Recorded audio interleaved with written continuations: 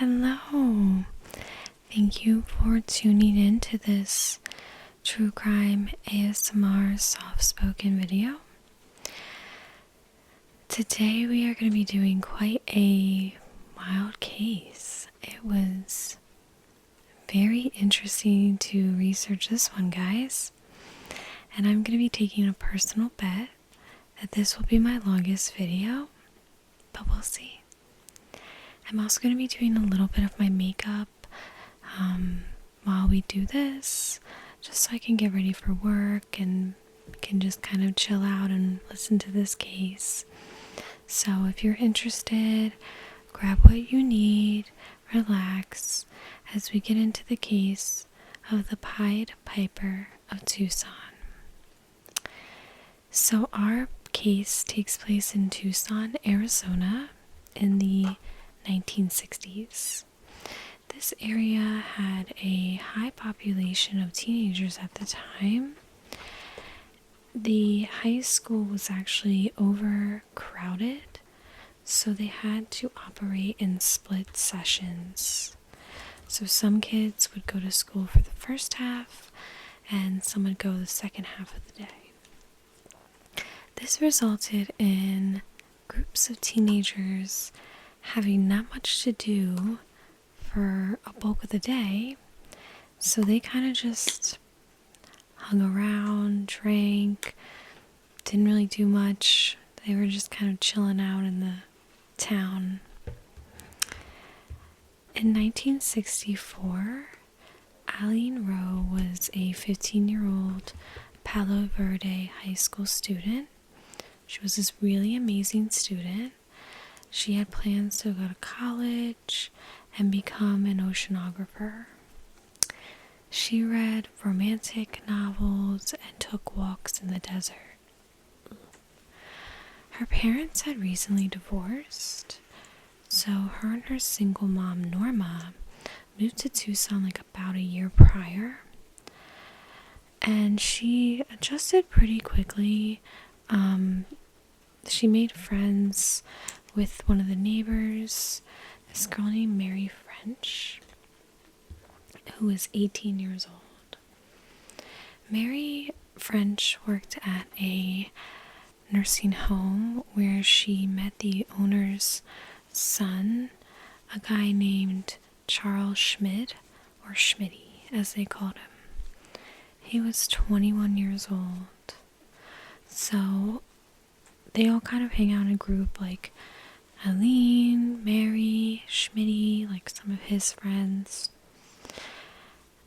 Why a 18-year-oldish 21-year-old is hanging out with a 15-year-old? Anyway, Eileen's mom wasn't a fan of these friends. She felt that they were a bad influence, and she really had a bad feeling towards Schmitty. She said she catches him watching her with pinpoint eyes. I'm gonna sprinkle in, he was also 21 fucking years old, but... So on the evening of May 31st, 1964, Eileen and her mother are watching the Beatles on TV, and it's really cute. She's trying to teach her mom how to dance, but Eileen prepares to go to bed early that night because she has class at 6 a.m. For an exam, which is a crime in itself.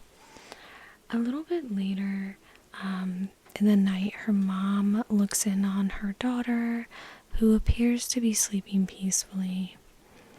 She then left for her night shift as a nurse at the Tucson hospital. So when Norma, her mom, returns from work, she sees that her daughter hasn't come back from school, and I think she eventually finds out she never attended school. So at this time, she reports her missing. The police just kind of assume that Eileen's a runaway, and they really don't do much to try to investigate. But Norma is this badass woman, she begins kind of making her own investigation to see if she can find out anything.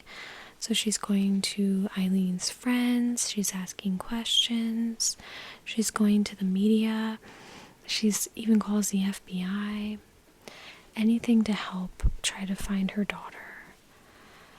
But after a year, the investigation sizzles out with no leads, and Eileen's mom is kind of holding on to this possible belief that those friends that Eileen had something to do with it. And this is really sad. Her mom keeps the kitchen light on every night in hopes that she will come back. So, a little background on Charles Schmid, or Schmidty. He was born July 8th, 1942, to an unwed mother. He was adopted by the Schmids, Charles and Kathy. They were a wealthy couple who owned and operated a nursing home in Tucson, and they adopted him just one day after he was born. He had a really difficult relationship with his adopted father. Later, he tries to meet with his birth mother, but apparently she just kind of like tells him to go away and never return. So through his time at school, he had a very poor academic performance, but he excelled in sports. In 1960, he led his high school to state gymnastic championships, where he competed in the flying rings and still rings competition, winning first place in both. What are those? Still ring? What do you do? Just keep... Anyway. Eventually he quit these teams his senior year. And then shortly thereafter he was suspended for stealing tools from his school's shop class. You know, he was just suspended, not expelled, but after that he just decided to never return to school. So with no prospects, no job, and no high school diploma, Schmid begins living in a cottage on his parents' property that they provided for him, and he received an allowance of $300 a month. Today, that would be $2,500 a month. House is paid for, he has a car, a motorcycle. This is just flat spending money, which is so much money. So he begins spending much of his time like on the speedway, like out and about, maybe the high school parking lot. He's like picking up girls and like drinking with whoever will drink with him. So he's getting into his 20s at this point, and he's really getting in with the teen crowd. So Schmid stood at 5'3". He wore cowboy boots stuffed with paper and crushed beer cans to increase his height.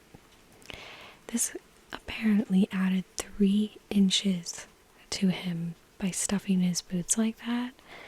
And I can't help but laugh thinking about him like walking up to like these teen girls, like the sound and the walk this man must have had trying to impress teenagers. Anyway, he begins dyeing his hair jet black. He wore pancake makeup, pale cream lipstick, mascara, and exaggerated a mole on his face to look meaner. He also apparently took a what do you call those little, like the pin clips, and put it on his lips to try to appear to have a pouty lip. He was like, I guess, trying to resemble Elvis Presley, who was his idol. I guess that's where the teen girls come in too. So in spite of his bizarre appearance, he became a magnet to the local youth. And he was dating various teen girls. Whoever he could date, he was dating. And, okay, he's like 21-ish. I'm not talking about like the 18, 17. I'm talking about like 15-year-olds in this pool of people. So he eventually friends these two kind of outcasts named John Saunders and Richie Bruns. So John Saunders was described as being a scrawny boy who had few friends and was constantly in trouble for minor things. So I read an article from Life, and it was published in like 1967. It was in the 1960s, and y'all, they were brutal. The way they described these teens was so brutal. So for John Saunders, they described him as being so afflicted by allergies that scabs encrusted his entire body.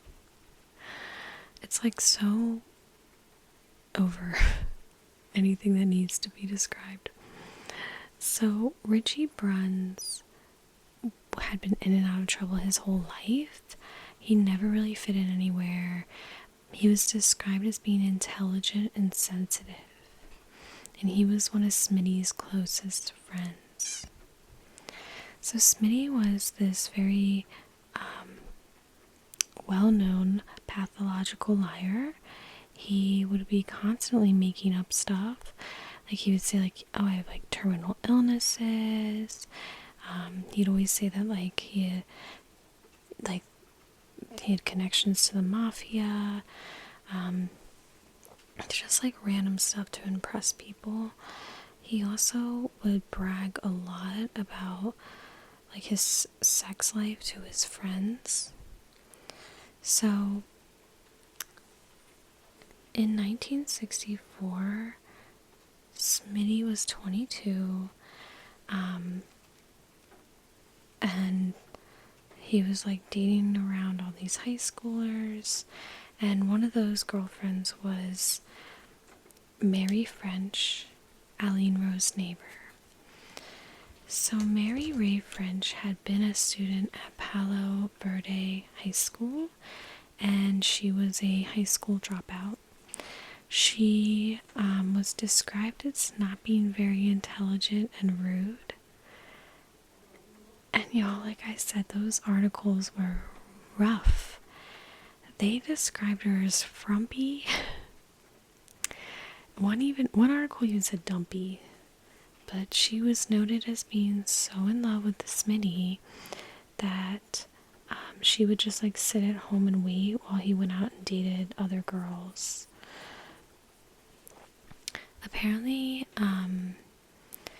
he like convinced her to open up a joint bank account with him, and he would actually like take that money. He did this to another girl as well, but she kind of caught on and was like, okay, fuck this, and left. But like he was just a really schemy guy. So one day, Mary, Schmid, and John are like just hanging out chilling when Smitty goes, I want to kill a girl tonight. I think I can get away with it. So they come up with this plan, and they lure Eileen out of the house by saying like, oh, we're going to be going on like a double date. Come join us. So she snuck out of her house in the belief that they were going to be going on a double date. She's like this cute little 15-year-old who probably thought it was so cool to be hanging out with these older kids. So they drive her out to an isolated area of the desert where Schmid instructs John to rape her. John declines and Schmid proceeds to rape her and then beat her to death with a rock. So this entire thing took place about 50 minutes. And the whole time Mary is sitting in the car just listening to the radio. At one point, John tells Mary Schmid wants her to come down, but she refuses. So Schmid Schmid's like with Eileen at this point. John goes back down, and then both of them return like 5 minutes later. And Schmid comes and sits in the car with Mary and is like, "We did it, we killed her, I love you so much," and kisses her. He's like so excited and so happy, like a little weirdo. He's like the biggest loser I've ever. So at this point, all three of them begin to dig a shallow grave, and they proceed to bury Eileen's body, and then they wipe the car clean from fingerprints.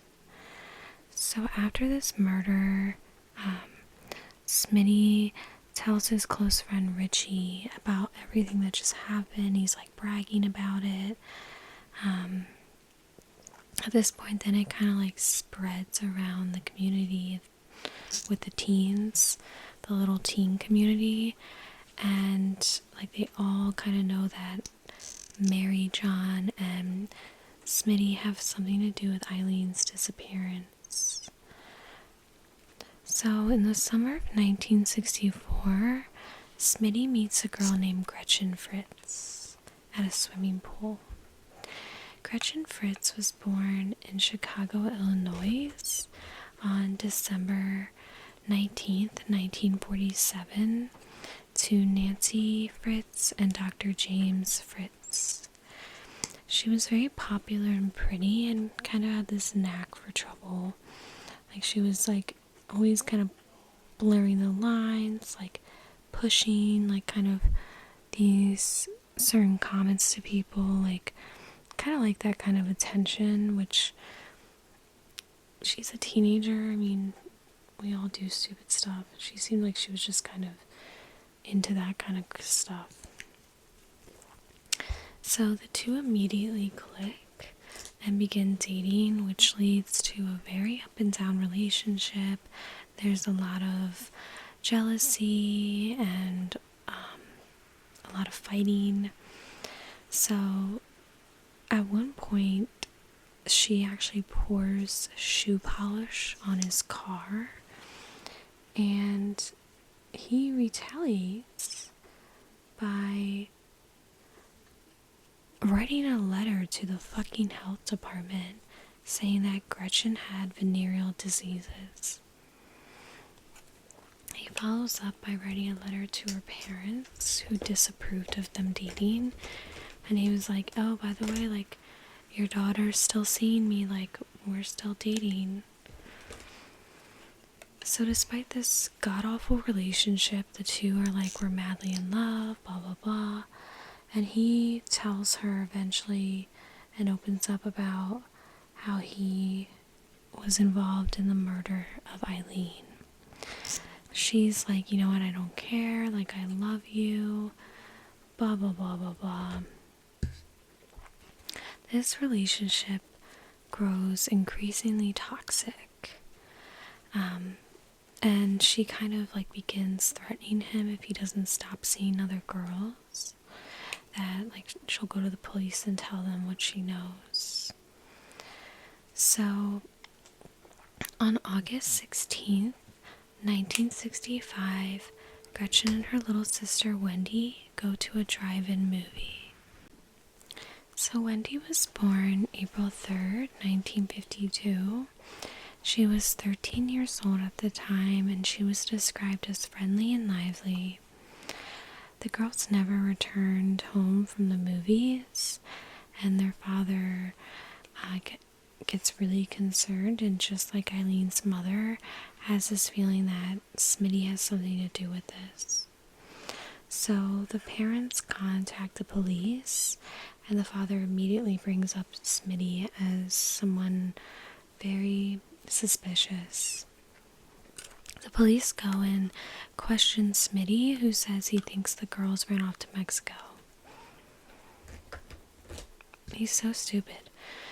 Their car is discovered a half-mile from Schmid's cottage. This made me laugh.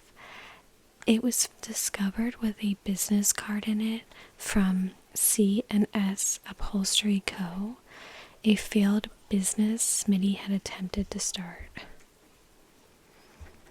So one day, Schmid's like chilling with Richard, and he's like, I killed her, right? And he starts to tell Richie what happened the night the murders took place. So during the movies, apparently Gretchen hears that there's like this party going on at Schmid's. So she's like, fuck this, let's go. When she arrives, her and her sister come into the home and discover there's no party. And this is where Gretchen and Schmid begin to fight. It's speculated that, maybe again she threatened to call the police, and it became physical. It leads to Schmid strangling Gretchen and murdering her. After that, he goes to Wendy and strangles her as well. He then transports the bodies to the desert and just leaves them out laying in the desert. He wipes down Gretchen's car and leaves it behind, and just kind of left it just like that. He and Richie are then apparently visited by these suited cigar-smoking men who interrogate them. It looks like it might be these private detectives that were hired by the girl's dad.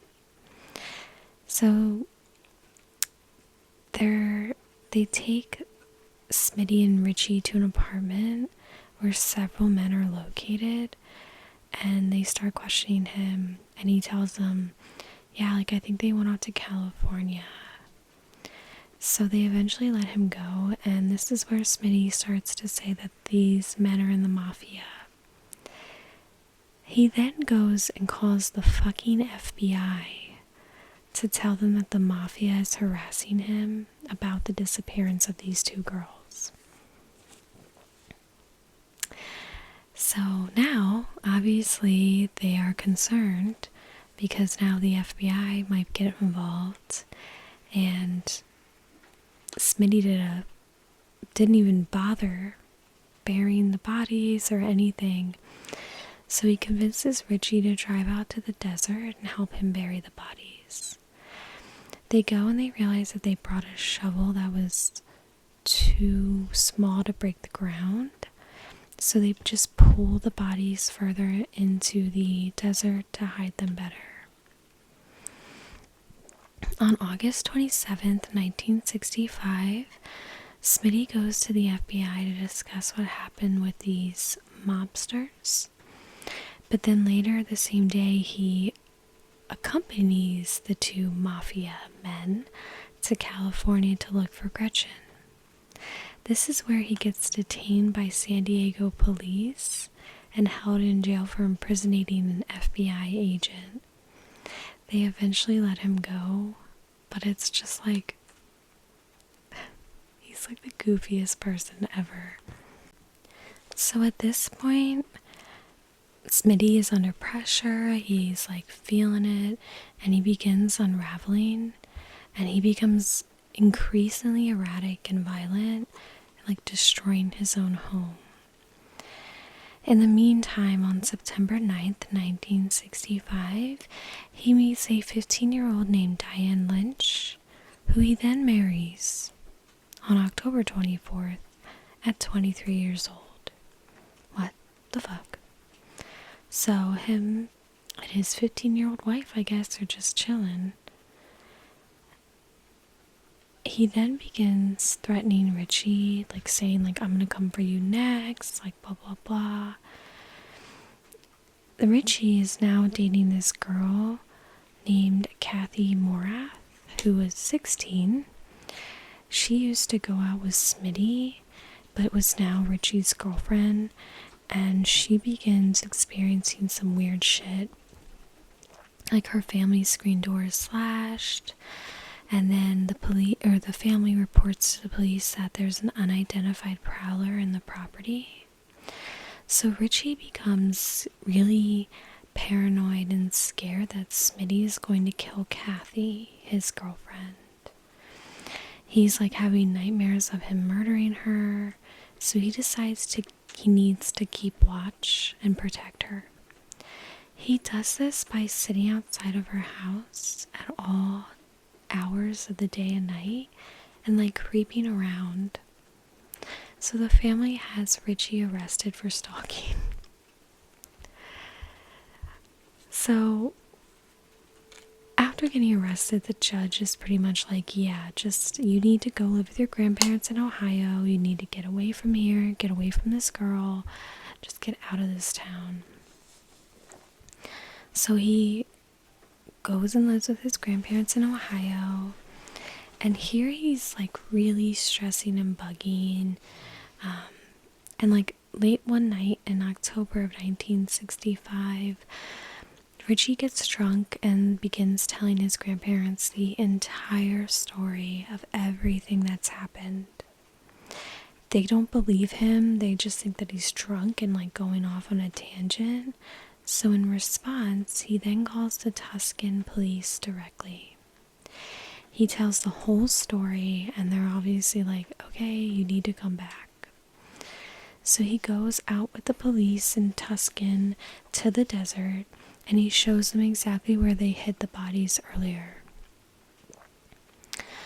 Shortly after that, on November 10th, 1965, the police arrest Smitty in his home. His face is layered in makeup. His nose was covered by an adhesive plaster that he had worn for 5 months,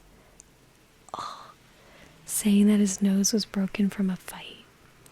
And he was wearing his good old signature boots with some old rags and cans. Picture being arrested, and they have to like take off his shoes, and they're just like, what the fuck is happening here? So then John Saunders and Mary French get arrested for the murder of Eileen, although the body has not been found. Both Mary and John confess almost immediately, and Mary is sentenced to 4 to 5 years for accessory of murder. And John is sentenced to life for his part in the murder. Both Mary and John tried to lead the police to Eileen's body, but they are unable to find it. The trial for the Fritz girls lasts 2 weeks, and on March 1st, 1966, Smitty is found guilty for both murders, and then a month later is sentenced to death.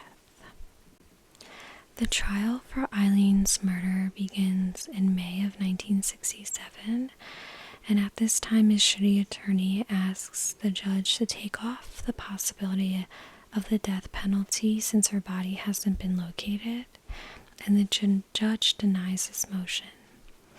So during this trial, Mary says her side of the story. She essentially says she was pregnant with his baby at the time and wanted him to man up and be in the baby's life. So I guess she was kind of saying like, oh, I was just like doing whatever he wanted so he'd be a good father. But there's like this kind of other story that Eileen was this really cute, pretty girl, and Smitty maybe started looking at her and giving her attention, which could have made Mary feel pretty jealous. case. She says that Schmid shared this list of potential girls to murder, and together they thought Eileen was the best option, which is so evil. Later, Mary did give birth to his baby, but the baby ended up being a stillborn. So, during the trial, there's a recess, and when they return, there's a huge surprise when Schmid's attorney says that he's ready to plead guilty to second-degree murder for Eileen Rowe. And on May 10th, 1967, Schmid makes a guilty plea. But a few days later, Schmid motions to fire his attorney and take back his plea. So the judge asks him to complete a psychiatric exam, and he refuses. So then he withdraws his motion and the plea stands. And on June 23rd, 1967, Schmid tells the sheriffs he will tell them where Eileen is buried. He goes on to say, if you see Eileen's skull, there'll be no fractures, which will prove that he didn't bash her head with a rock and prove his innocence. Well, then how do you know where the body is? Anyway, they take him to the desert in cuffs, and he leads them to around the area John and Mary had led them before, but they learn that Schmid went back later and moved the body to a different spot, so that's why they couldn't find them when Mary and John took them. When they find the body, it's only buried 1 foot below the surface, and there's a massive fracture in the skull, which literally, what they testified in court, I don't know why he thought that would prove his innocence, but his death penalty stands until 1971, when Arizona temporarily abolishes the death penalty. His sentence is changed to 50 years to life. Meanwhile, after this trial, Richie Bruns, the friend who contacted the police, has a pretty tough time in the Tucson area. He goes on to write a book describing his side, and it was called Ice Squealer. So I guess he kind of had a tough time, either because he had some involvement in this case, but also because he was being described as a snitch and a rat. And he goes on to say, in this area there was the spoiled teens who just didn't understand being a rat and then just not dealing with these awful things, and the fact that being a rat was a bigger deal than the loss of these young girls' lives. So within the 7 years of Schmid being in prison, he attempts to escape 3 times, but he couldn't reach the doorknob without his canned boots. Just kidding. That was a bad joke. So the first 2 attempts fail, but the 3rd time, him and a triple murderer named Raymond Hutchins managed to break out. They make it to a ranch in Tempe, and on this ranch they hold 4 people hostage. They continue on foot without harming the hostages, and they stop to eat at Sonic, and then they go their separate ways, and they go on the run separately. Both men are captured a few days later.